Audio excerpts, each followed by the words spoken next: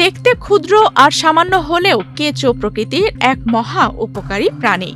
মাটির উর্বরতা বাড়িয়ে যেমন ফসল ফলাতে সাহায্য করে, তেমনি বর্তমানে অনেকের জীবিকার উৎস হয়ে উঠেছে এই কেঁচো। এমনই এক উদ্যোগ নিয়ে নীলফামারীর কিশোরগঞ্জ উপজেলার পুটিমারি ইউনিয়নের সাধুপাড়া গ্রামের স্বপন চন্দ্র রায় কেঁচো সার তৈরি করে হয়ে উঠেছেন স্বাবলম্বী। যে আমার খামারটা করছে, যেহেতু নিজস্ব টাকা এবং ঋণ নিয়ে, বাবার কাছ থেকে, আওলাদ বন্ধুর কাছ থেকে ঋণ নিয়ে নিজস্ব টাকায় করছি। আমাদের উপজেলায়, আমাদের কিশোরগঞ্জ উপজেলায় বর্তমানে আমার খামারটাই বড় এবং নিজস্ব উদ্যোগে করতেছি, কারণ এই সারের চাহিদা প্রচুর। আমি যদি 100 টন মালও উৎপাদন করি, 100 টন মালও সেল হয়ে যাবে।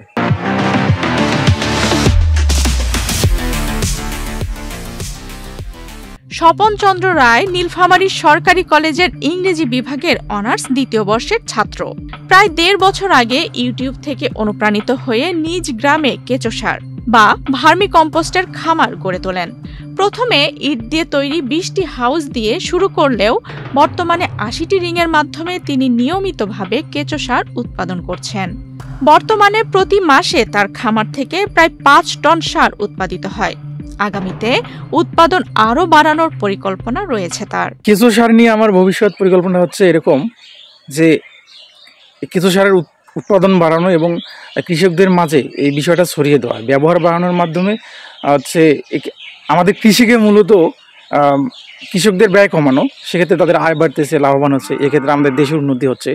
মূলত আমরা নিরাপদ শাকসবজি উৎপাদন করতে পারতেছি, সেগুলো মানুষের রোগ বালাই কম হচ্ছে। এক্ষেত্রে আমার ভবিষ্যৎ পরিকল্পনা হচ্ছে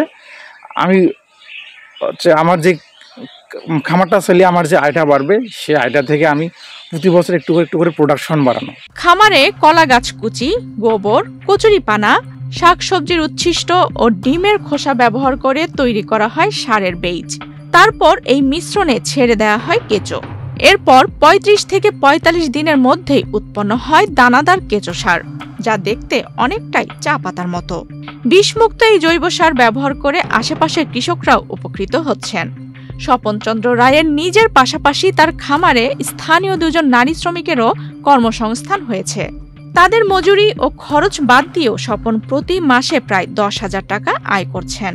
কাজ করি আমি খামারে, যতদিন থেকে শুরু করছে ততদিন থেকেই কাজ করি, মানে নেট করি, তারপরে যে সার তুলি। আমি 1 বছর থেকে এই খামারে আমি কাজ করি। খামারে আমি কাজ করেছি, মানে এই যে কলার গাছ দেওয়া লাগে, আবার মানে এগুলোর মিনিট বেশি। সরকার যদি এই বিষয়ে আমাকে একটু সহযোগিতা করে, বা সেক্ষেত্রে আমার উদ্যোগটা সফল হচ্ছে, এই 2 জনের অনেক কর্মসংস্থান হবে। এক্ষেত্রে আমি সরকারের কাছ থেকে একটু সহযোগিতা চাই। কিশোরগঞ্জ উপজেলা কৃষি কর্মকর্তা লোকমান আলম বলেন, জৈব সারের মধ্যে কেঁচো সার সবচেয়ে উৎকৃষ্ট। কৃষি বিভাগ থেকে স্বপন সহ এলাকার অন্যান্য আগ্রহীদেরও প্রশিক্ষণ ও সহযোগিতা দেয়া হচ্ছে। জৈব সারের মধ্যে সবচেয়ে উৎকৃষ্ট সার হচ্ছে কেঁচো সার, যার ব্যবহার বৃদ্ধির জন্য আমরা প্রতিনিয়ত কাজ করে যাচ্ছি। আমাদের উপজেলায় কৃষি বিভাগের পক্ষ থেকে ট্রেনিং দিয়ে এবং পরামর্শ দিয়ে আমরা এ পর্যন্ত 16 জন উদ্যোক্তাকে তৈরি করেছি।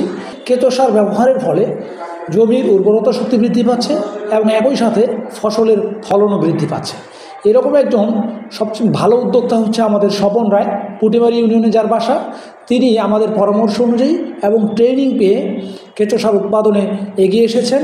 তার বর্তমানে মাসে 5.5 থেকে 6 টন কেঁচো সার উৎপাদিত হচ্ছে। যেভাবে কেঁচো সারের ব্যবহার বৃদ্ধি পাচ্ছে, যদি এই হারটি আমরা ধরে রাখতে পারি, তাহলে অচিরেই এই উপজেলায় বর্তমানে প্রায় 50 টন ব্যবহার হচ্ছে, কমপক্ষে 200 টনে উৎপাদন পরিগণিত হবে বলে আমার বিশ্বাস। কেঁচো সার বা ভার্মি কম্পোস্ট পরিবেশ বান্ধব এক উদ্যোগ, যা কৃষিখাতে যোগ করেছে নতুন মাত্রা।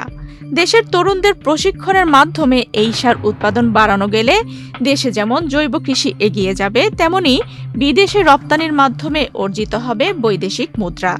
কেঁচো শুধু মাটির উর্বরতাই বাড়াচ্ছে না, গড়ে তুলছে গ্রামীণ অর্থনীতির নতুন সম্ভাবনা। আফসানা রিপা, বাংলাদেশ প্রতিদিন।